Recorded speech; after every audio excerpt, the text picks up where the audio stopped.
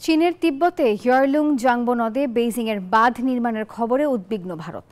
শুক্রবার ভারতের পররাষ্ট্র মন্ত্রণালয়ের মুখপাত্র রণধীর জয়সওয়াল এই উদ্বেগের কথা জানান।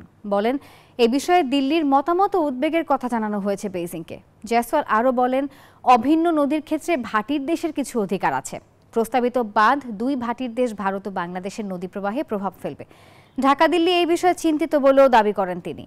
এই বাঁধ নির্মাণে চীনের খরচ হবে আনুমানিক $13,700 কোটি। দেশটি থ্রি গর্জেস বাঁধের চেয়ে বড় প্রস্তাবিত এই বাঁধটি, আর এটি নির্মিত হলে তা হবে পৃথিবীর বৃহত্তম বাঁধ।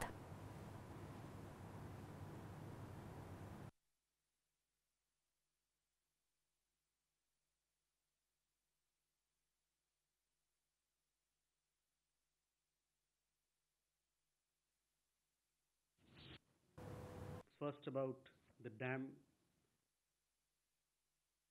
both are